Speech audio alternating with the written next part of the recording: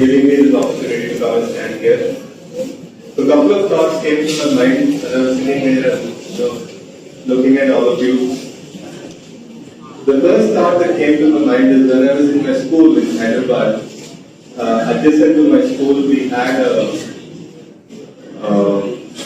Gurudwara, and we had a ritual that every day for lunch we used to walk to the Gurudwara, sit in the Gurudwara and have our lunch. Though we were not supposed to go to Goa, every day we had an opportunity to eat one. And it was very peaceful, very friendly, and I can see that in this campus. A lot of peace, a lot of friendly nature. So it reminds me of my childhood, days when I used to go to school and have wonderful times.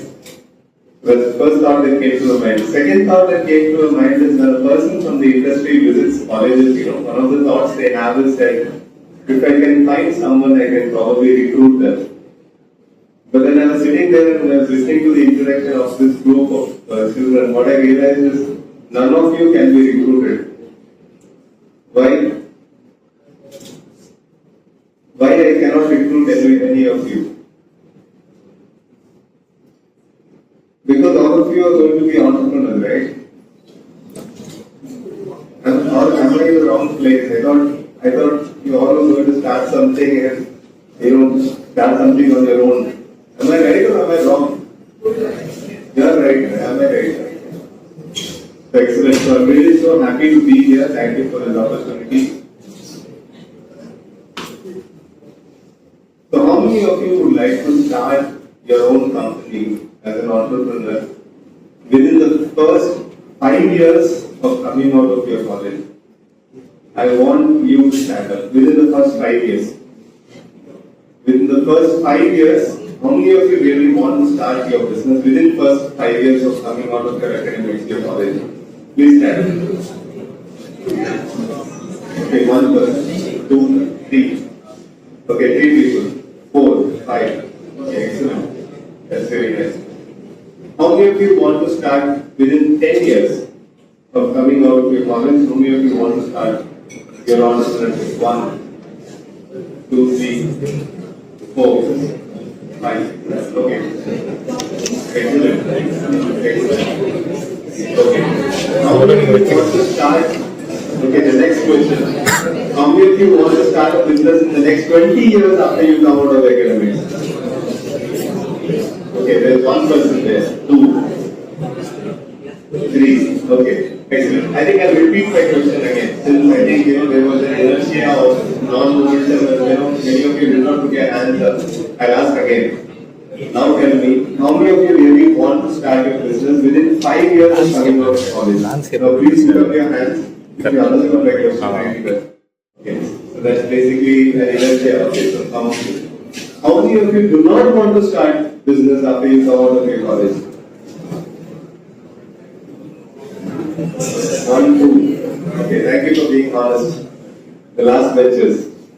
I was the last bencher. Okay, so what I can understand is that probably you have not decided and you have not thought beyond your academics. That's what I can understand. Okay. So please start thinking beyond your academics. How many of you are in your first year of your college? First year? Okay. Second year? Okay. Third year? Okay, excellent. Okay. Start thinking what you're going to do after your college. Okay. Start thinking about it because it's important decision. Yeah, so those are the slides. Okay, so the next slide. So who wants to be an entrepreneur after this course? Entrepreneurship development, who wants to be an entrepreneur? I'm going to make you stand and speak something. Yeah, please stand up.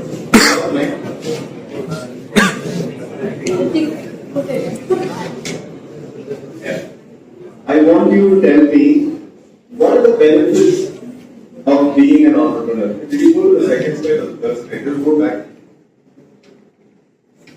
Okay, right there. What are the benefits of being an entrepreneur? Here in which year? climate. Easy. Okay. Yeah, go ahead. We need not work for someone. We being the entrepreneur, we can work for us, but we can be independent. Absolutely. So one of the benefits that you get is you can be completely independent. You need not report to anyone. You can run your own company. Correct? Excellent. Anyone else would like to say what are the benefits for entrepreneur? Yeah, please. Create your own legacy. You can create your own legacy. Amazing. That's really nice. Anyone else would like to say what are the benefits of being an entrepreneur? Yeah, just stand up and you can. Yeah. So we can have our own time. You can have freedom and have your own time. You Yeah. can choose what you want to do. Correct? Excellent. Okay, let's go to the next slide. Sir is laughing because he knows the truth. Oh, Okay, I don't want to break the truth right now. But anyway, so maybe you can help him when you come to speak. Yeah, so the next thing is, next question I have is, what are the benefits for others when you become an entrepreneur? Okay, let me explain that question. The first question was, what are the benefits for you? Okay, but this is an even more important question, which actually holds the answer to the last that sir actually made. Okay, the question is, what are the benefits for others if you are an entrepreneur? All of you are entrepreneurs, I mean, wanting to become an entrepreneur, and I hope that's why you are in this course, start thinking in those lines. What benefit are you going to do to others? Okay, I hope you understood the question. Now let's look for some answers. If you become an entrepreneur, what benefit is there for the society? What benefit is there for the neighbor? What benefit is there for a college like this? What is the benefit that you can give for others? Any answers? Increase the standard of living. Please, Mike. Increase the standard of their living. Absolutely. You can definitely contribute to increase the standard of living of the people around you. That's an amazing answer. Anyone else has any answer? Yes. We provide opportunities to others and those who have the capability, we can find it. Absolutely. Give opportunity for growth, for their improvement. You know, something similar to improving, we can help others. We can give them the opportunity. Absolutely. Any other answers? Yes. Yes, have knowledge and experience. Absolutely. So if we are someone who is gaining knowledge continuously, then we can always get a platform to keep sharing knowledge with others. That's what motivates me also. Thank you for the answer. Anyone else? What benefits can you give to the society if you become an entrepreneur? One more answer and then I'll move on. Yes. Absolutely. In fact, social entrepreneurship, as someone saying today morning, yeah, so that's something that's very important also, and we can definitely impact, the society through social work as social entrepreneurship. Thank you for sharing that. Next slide. Okay, so now again the same question as I started. Now that some ice breaking has happened. How many of you really want to be an entrepreneur? Please stand this time. I did not ask you to raise your hand. Please stand. How many of you really want to be an entrepreneur? Okay, please. You don't want to be an entrepreneur? Yes. If you want to be an entrepreneur, please stand. I'd like to see someone who takes a decision that yes, I want to be an entrepreneur. Okay. Excellent. Thank you guys. Thank you very much. Thank you for standing. Next slide. Yeah. One president. Yeah. So the first problem and that you can contribute to, or the first contribution you can do is you can help to solve problems in the society. Okay. Next. Then of course you can create jobs. You can create a lot of jobs because getting a job, if you have spoken to your elders, you know it's very tough. It's not easy to get a job. So as an entrepreneur, you are chosen to give jobs. Okay, that's why I said I cannot employ any of you because you are there to employ others. Okay. The final one is you can pay taxes. Now, this is a very, you may wonder what is thinking about taxes, but it's an important aspect that an entrepreneur ultimately supports the country also by paying taxes. So think in these lines. They are all different thoughts. Start thinking in these lines. When you become an entrepreneur, you are actually supporting literally the country. Okay, so that's how important it is to become an entrepreneur. Okay. Okay. So to become a successful entrepreneur, okay, there are two aspects to it. The first thing I will say is what we need to do on a daily basis. Okay, there are three things that you need to do. Okay, the first one is you need to learn how to elevate your lid, L-I-D, lid. Lid is nothing but the cap on top of a bottle. If any of you have read John C. Maxwell, maybe sir is already aware of it. So the first irrefutable laws of leadership is that we are the lid of our growth, or we are the lid of our organization, and we need to elevate our lid. That is, the more higher the entrepreneur is to their own personal development, the higher they can take their organization and the bigger impact they can make in the society. Okay, so that is the first concept. In that lid, L stands for this one, stands for learning. I'm sorry, it's at the bottom. I'm not sure if you're able to see it. The first L is learning. This is the foundation for an entrepreneur's success.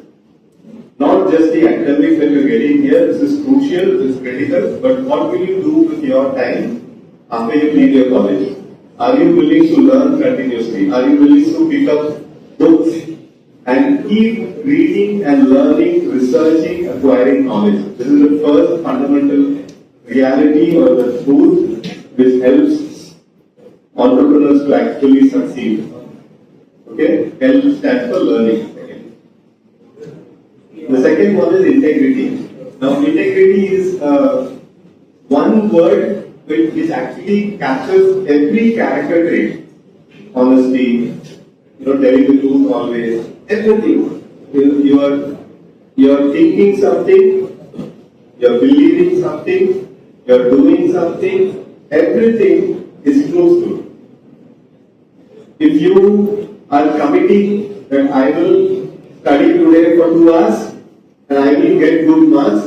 If you have the integrity, you will do it. If you don't have the integrity, you will walk out of here and go do something else. So integrity is extremely crucial because that is what holds our dreams and helps it to become a reality. We may have a lot of dreams in our mind, but if we don't have integrity, it will never become a reality. Even 20 years, 40 years, it will always remain a dream. So the integrity is the second most important aspect for an entrepreneur to succeed. The third one is discipline. Now this is another beautiful thing that many don't have, unfortunately. So, and those who have it, they succeed. Discipline is something, doing what you're supposed to do when you don't feel like doing it. But I don't know if you caught that. Doing what you're supposed to do when you don't feel like doing it. That's called discipline. That is, if you have sat down and planned that in 1 year I want to achieve this, and if you have decided that this is the discipline that I should have in these 365 days, those 365 days are going to be different. They are not going to be the same. You may get sick, someone close to you, your loved ones may get sick, it may rain, there might be no power, you may not have food sometimes, for whatever reasons. But discipline basically says that you will do exactly what needs to be done, keeping the goal in mind, even when you don't feel like it. So this three aspects is the foundation for an entrepreneur's success. That you take your lid, learning, integrity and discipline and keep elevating it. That's why I say elevate your lid. So if you're already learning, can you learn more? If you have integrity, can you question yourself or can you ask another person to tell you, to coach you or to point out to you, is there anything wrong with me? It takes guts to tell that. It takes a lot of guts to ask another person to tell, can you tell if there is some problem with me, should I improve on something? And the third one is discipline. To be absolutely disciplined in everything that we do. repeat things continuously, our chances of succeeding will be very high. Okay, next. Yeah, so a lot of patience, persistence, and purpose has to be there if you really want to be an entrepreneur. Next. Yeah. The second aspect, the first aspect I said is elevate your lid. This is crucial. Okay. Second one is, this is one aspect when it comes to reality, many entrepreneurs fail. That is, when you think of entrepreneurship, you think of large companies, Google, Facebook, very big companies, and then we try to do something big. We want to do, or we get carried away by the big things in the world. But usually, it is those humble beginnings, small starts, with a lot of lid elevation actually become very big. Okay? So learn how to solve problems gradually. Find a small problem in the society that you yourself are facing and you see everybody facing, pick it up, create a small solution for it, and elevate your lid so that the way you are able to solve that problem is helping a lot of people. So this is one area that I found again and again when entrepreneurs are able to use it, they are becoming successful. Pick up a small problem, work on it, and grow that gradually, and they become successful eventually. So identify the problem, develop solution, and implement it, keep iterating it, and keep improving. Okay. So that's it from me. Wish you all great success. And now I'll take some questions if you have some questions. Any questions you have? I know you're all happy with your over, but if you have any questions.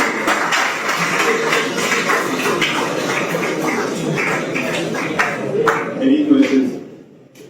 If nobody volunteers, I will ask them. They were told last time. Yeah. Any questions? Yeah.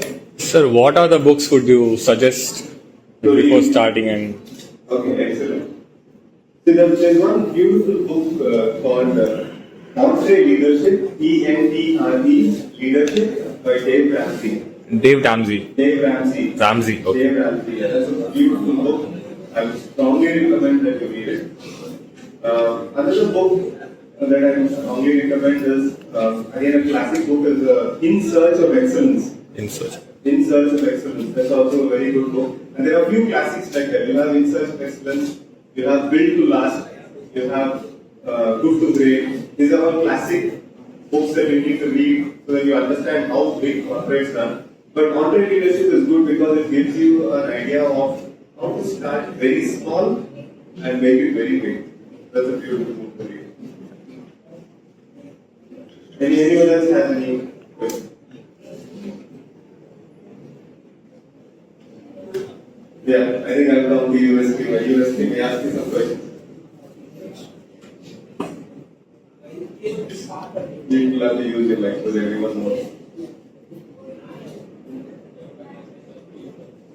In case of the startup, already we are running on a basic, doing a small business on getting ideas and solutions. Like we are doing only for its calls and all.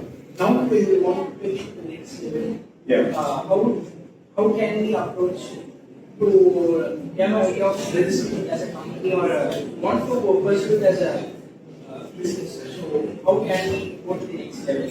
Excellent. Who will read? My school friends, one of them is a chartered accountant, doing finance. So we are planning on how can we go with it? Excellent. Amazing. Can you give a big round of applause?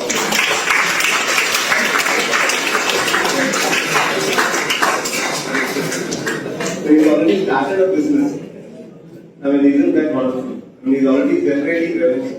Isn't that really wonderful? Amazing, really amazing. See, so if you're having a gifting business and if you're already doing it at colleges, what you have to look for is to look obviously for scale, because so all these large companies have need for gifting. They give regularly to their employees. So if you can create a presentation of yourself, right, and probably provide unique value See, what the company want to look for? They would like to see if you are being consistent, if you are a reliable person, whether the pricing that you have is actually competitive, and also the material or the quality that you're giving is good. So one of the concerns they can have is, okay, he was student right now, how will they do it? But if you can prove it to them, maybe give them some samples, walk into their offices and say, I would like to meet the marketing manager or the HR manager or the procurement manager. Just walk into those places and then maybe give some samples. Okay? And build the confidence in them that you can actually supply. So request them to give you a small order. Maybe not the whole corporate gifting order, but a very small order for probably about 10,000 rupees. And they'll just test us. See whether we can deliver. There are so many young minds who are disrupting the world. We have those young minds who have the energy to disrupt the world. Go tell that to them. I'm sure at least 1 out of 10 or 20 people whom you visit will give you the opportunity. They'll say, okay, I think we should help this person with a 10,000 order. Let us see how they do it. And when you get that first order, if you're able to deliver well, I think that's it. Your life is done. You can build a massive organization which can even serve many companies. All the best. Any other questions? One more question and we'll close. Anything? Any doubts? Any questions? You have a question? Yeah? Okay. I think I'll stop because you're the recipe. Can you tell what are the mistakes you made in your initial time of the element not advise us? Okay, the question I hope you all heard is a very important question, so I'll repeat again. What are the mistakes that I have done initially as an entrepreneur? The truth is, mistakes are made even today. Okay, I have been doing entrepreneurship for 14 years. We all keep making mistakes. And the only reason why we are still standing is because there are some correct things that we did along the way, and all the mistakes are under my feet right now. I'm just standing on top of them. So to give you a perspective, mistakes will happen. Right from day one, mistakes will happen. But what is required is that you're able to stand on top of it and not be buried under it. So that's the first answer to the question. Second thing is, okay, the biggest mistake that I have done is when I started, as sir also we were talking today morning, is taking care of operations in the business and not taking care of marketing and sales. So that's the biggest blunder I did when I started. I was so good because I'm a mechanical engineer and MBA as a software developer. So I was focusing on the operations side, how to make things better inside the company. And that literally brought me to my knees because there was no revenue, there was no money coming in, there was no profit. So then it took me about 3 years time to realize that my focus has to shift. Because operations improvement can happen even after I get an order. But if I didn't improve this, there is absolutely no use. So the biggest mistake is not focusing on marketing and sales. That's the biggest mistake. And that is the reason why I ensure that my video is being recorded, I ensure that the photos are being taken, because I can use that to put it on social media and make myself aware and my company aware to a lot of people so that somebody can come and give us a software order and I can make some revenue and I can pay the salaries on time. Understood? So the biggest mistake that we all ignore is marketing and sales. That's the most crucial thing. So, yeah. So I think that's it. I think we've had a good time. I had a wonderful time. Thank you all very much. Thank you.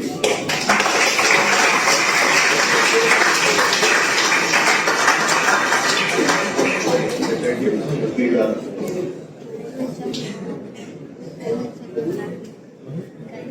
Sir, you talked about your mistakes, what you did to your ended your career. Yes. What is in context, what is the strong point that supported you in that tough time? Oh, yeah. That can be used to. That's a beautiful question and it sends goosebumps inside of me. Thanks for the question. See, I would say the only thing that really supported me is faith in Jesus, my Lord and Savior Jesus Christ, in God.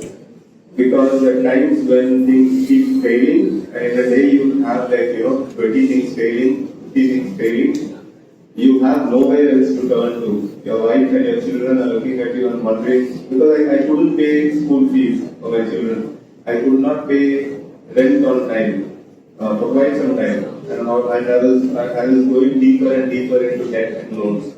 So at that time, the only reason why I had hope and kept something that kept me going was my faith in Lord and Savior Jesus Christ. And that I would say kept me going. And once I decided that spirituality and business go hand in hand, things started growing and things started improving. That's what I think helped me a lot. Thank you. Thank you guys. Thanks for listening. Sir, another one. We have nice students. I have one guy. Okay, mic drop. Sorry. But they will not listen. Actually, my students, I just this guy. Yeah. They are just starting business. Yes. So what are the challenges they are to face as students? Excellent. That's a beautiful question. So the question is, if we start a business with zero investment, no money, no investors, I started like that only. Okay, I started my software business without any investment, completely bootstrapped. So who paid my money? Who gave me the initial money? The customer did. Okay, I took an advance from the customer, worked and delivered the project. So this notion or this thought that I need to have money to do business is wrong, misplaced. There are two ways of doing it. One is the way I did it, you take the money from the customer and you deliver, provided you are really good. Second is, of course, there is an investor route. If that is the route you would like to take, you can always build a small prototype and pitch it to an investor, and the investor comes on board. So money is the least concern that people should have if they are really good, they are really genuine. That is, if their lid is elevated, I would say. The integrity, discipline, learning is elevated. Money is the least concern you need to have to grow your business. Thank you.